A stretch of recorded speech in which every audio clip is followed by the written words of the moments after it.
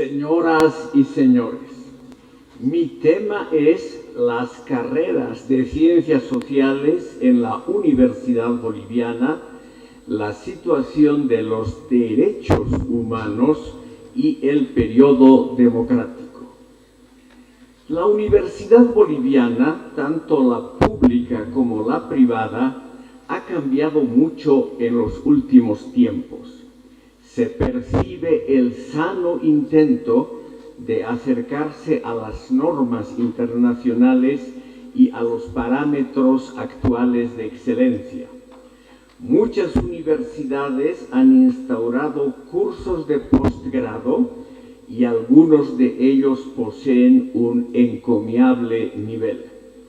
Después de décadas de marasmo intelectual, unas pocas universidades estatales se esfuerzan ahora en el fomento de la investigación y hasta en la invención de aparatos técnicos.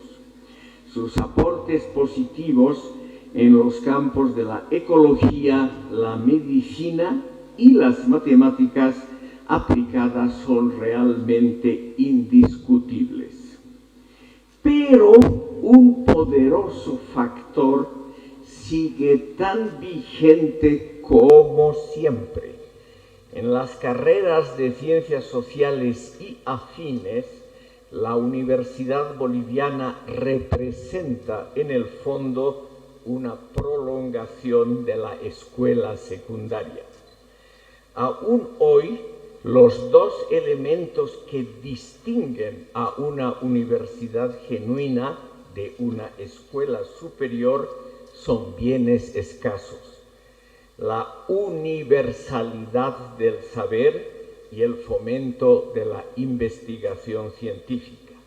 Pero en Bolivia y en muchas naciones latinoamericanas, la mayoría de los estudiantes tiene como meta profesional la adquisición de aptitudes técnicas y no el aprendizaje de métodos científicos. En este sentido, prevalecen todavía la mentalidad de la escuela convencional, la enseñanza memorística y el manejo de trucos y artimañas. Y como siempre, lo quiero decir claramente, a los docentes y a los estudiantes no les gusta que se mencione esta temática. Todo esto contribuye a normalizar la mediocridad. Para mejorar efectivamente la situación del sistema universitario boliviano, hacen falta dos factores conectados con la libertad de expresión, el derecho a la información y la educación racional.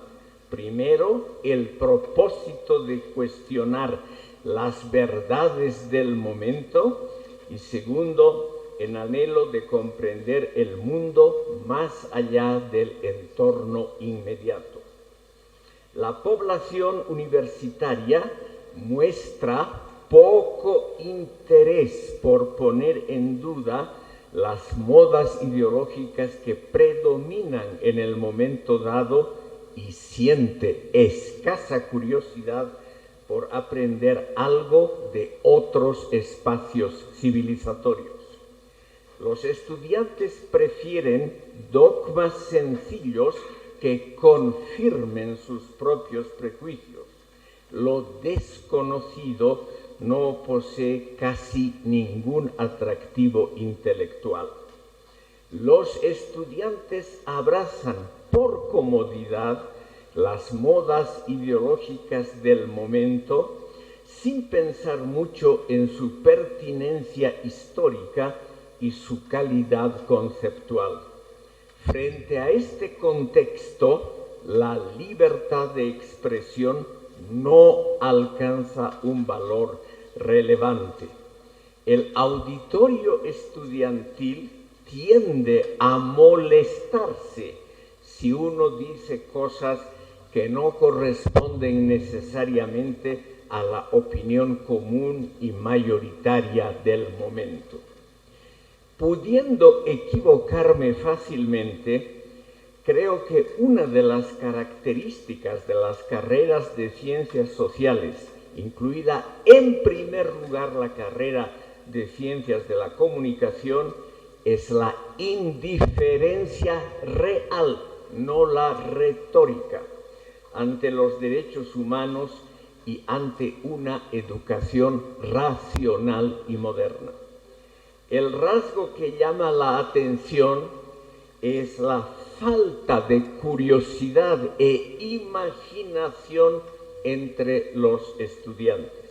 No debo generalizar injustamente, porque hay muchos universitarios que indagan sobre su ámbito social e investigan acerca de numerosos dilemas nacionales.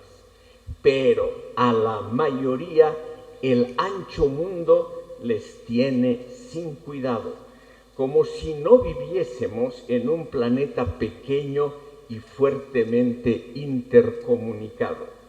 Ellos retornan inmediatamente a los problemas del día, a la coyuntura política del momento y, ante todo, a las teorías que les brindan seguridad anímica, como las doctrinas difundidas por Eduardo Galeano y Enrique Dussel.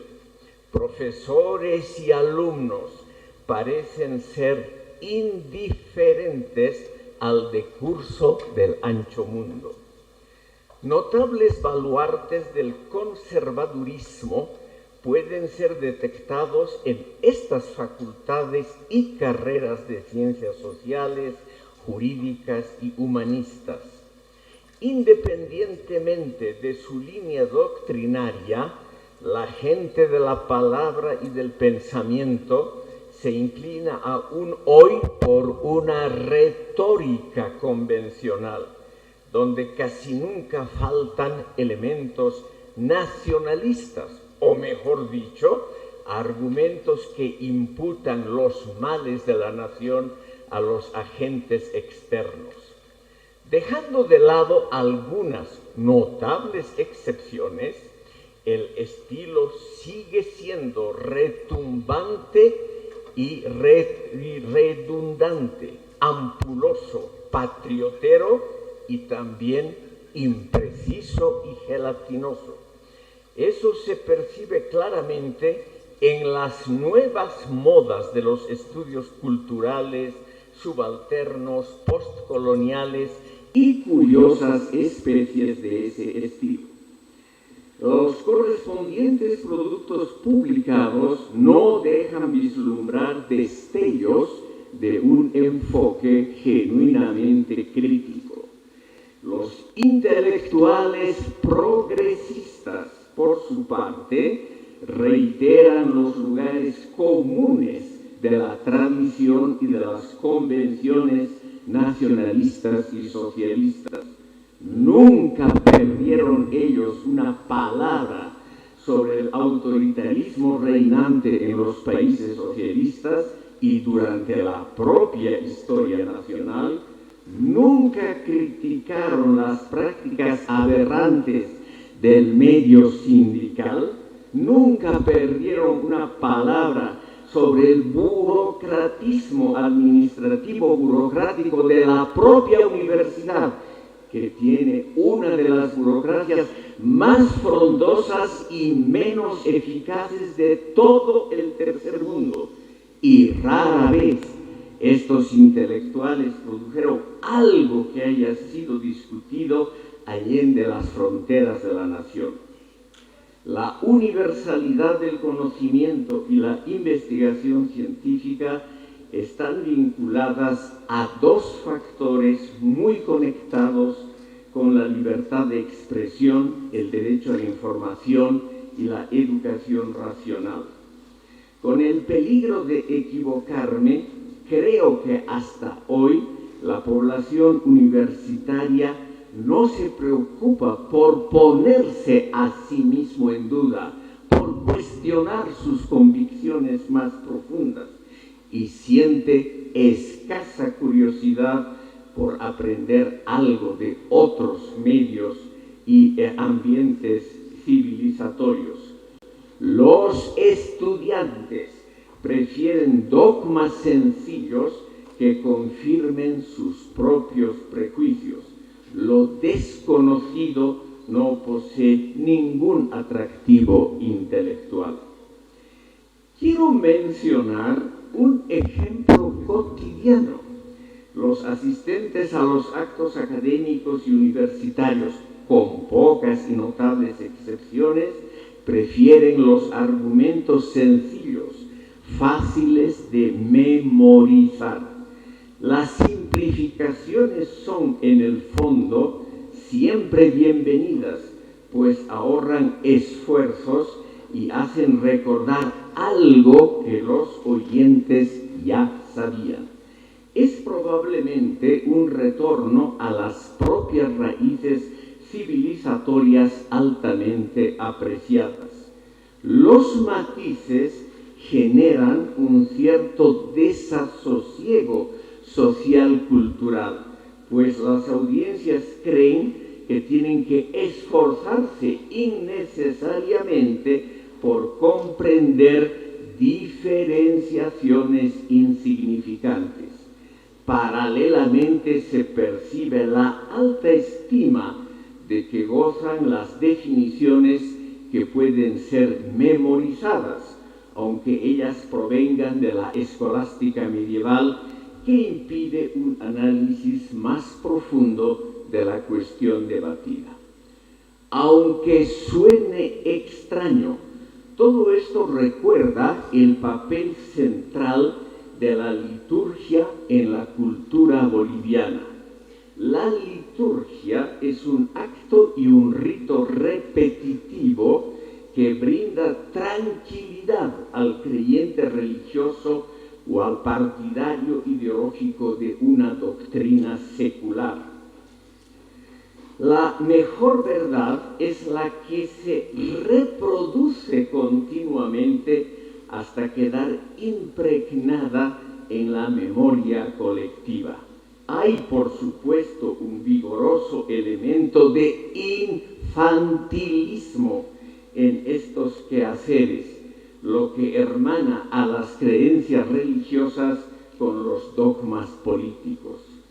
Aquel que enuncia una y otra vez las rutinas y convenciones de la sociedad no es el aburrido que reincide en lo archiconocido, sino el que nos recuerda las verdades de siempre. Por ello, esta gente, los intelectuales izquierdistas, indianistas y progresistas del país, gozan todavía hoy de una amplia autoridad política e intelectual. Otro factor importante que dificulta la modernización de la Universidad Boliviana y de las carreras de ciencias sociales es el comportamiento efectivo de los funcionarios administrativos, la muy frondosa burocracia universitaria. Ellos constituyen el estamento realmente privilegiado del sistema universitario. Son los únicos que tienen una visión de largo plazo. Y esta visión es que todo siga como hasta ahora, que no exista un control desde la sociedad sobre la actividad financiera o en torno a los resultados de la labor universitaria.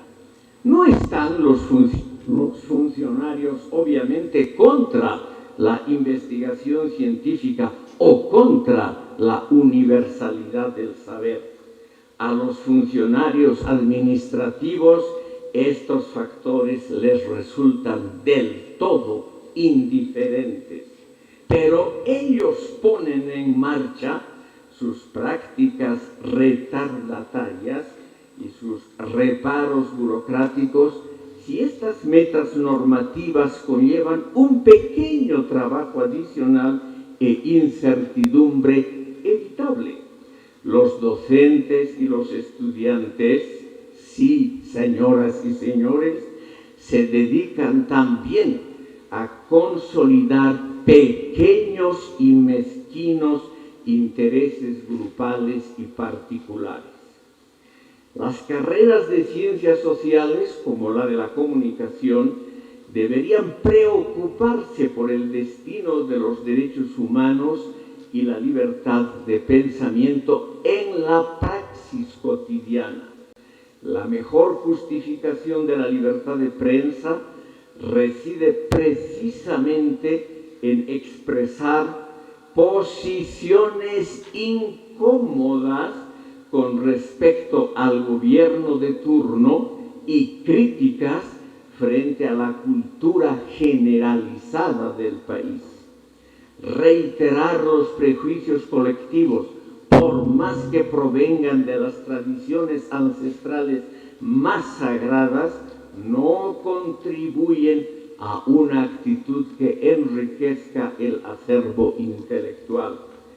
A su vez, el derecho a la información, es decir, el derecho a saber lo que no se sabe aún, solo tiene sentido si una sociedad atribuye un valor positivo al examen de lo extraño y desconocido.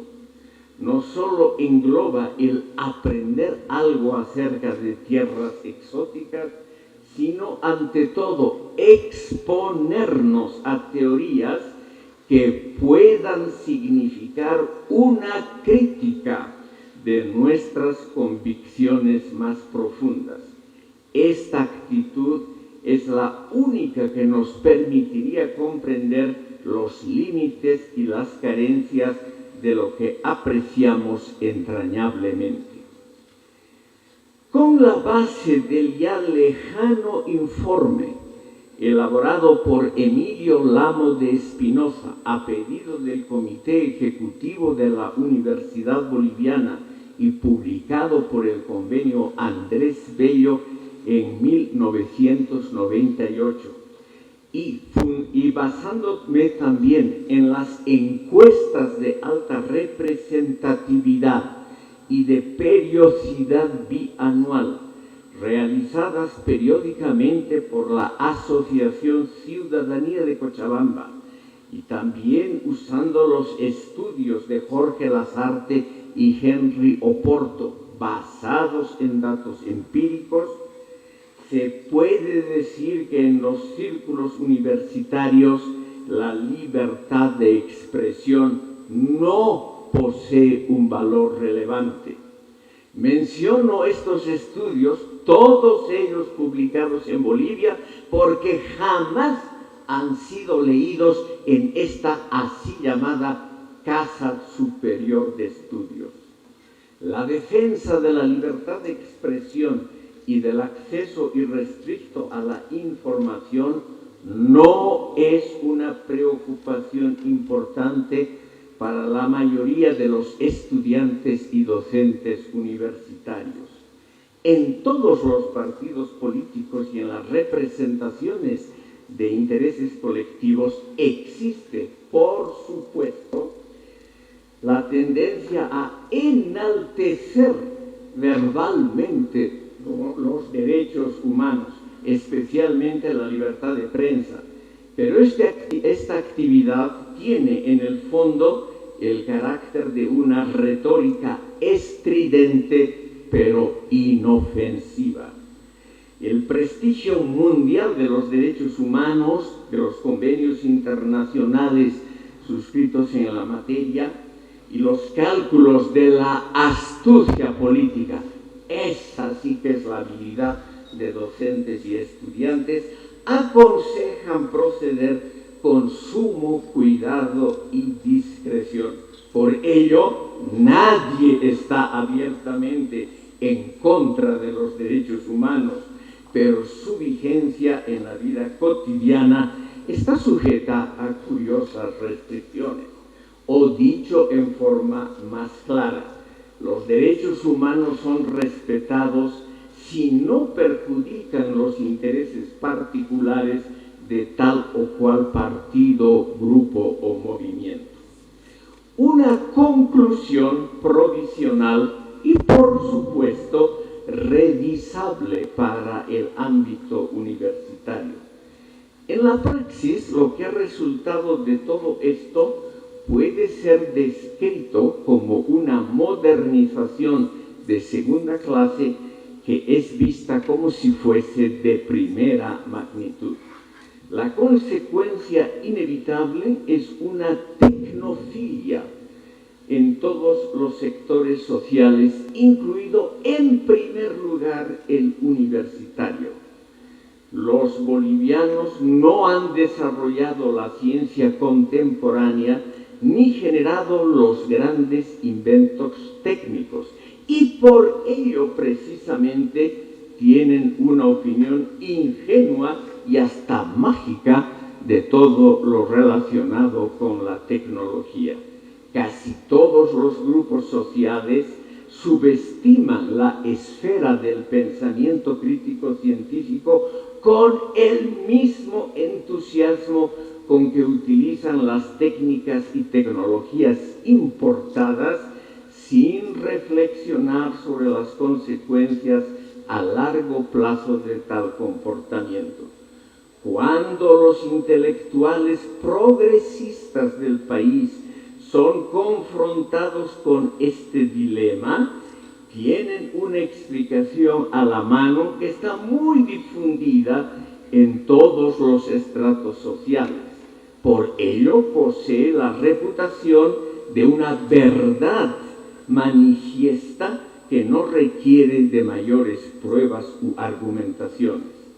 Enrique Dussel y mucha gente del terreno académico universitario creen firmemente que sin la intromisión colonial e imperialista, todos los modelos civilizatorios del tercer mundo habrían llegado a desarrollar por su cuenta una tecnología similar o superior a la de Europa occidental.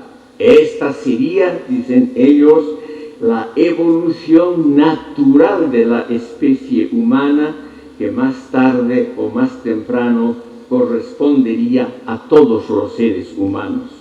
Según esta opinión de un optimismo infantilista, la historia intelectual de Europa occidental no exhibe ninguna especificidad, ni el racionalismo iniciado por los griegos, ni el respeto por el individuo asociado al cristianismo, que haya causado o preparado el despliegue tecnológico a partir del siglo XVI, que, cito a Dussel, fortuitamente se habría generado en Europa occidental. Es claro que esta naturalización del progreso tecnológico conlleva una trivialización de los esfuerzos científicos racionales que siempre han estado por debajo o por detrás del progreso tecnológico que tanto gusta a los estudiantes universitarios. Si seguimos, estimado público, como hasta ahora, siempre estaremos a la saga de este progreso. Gracias por escuchar.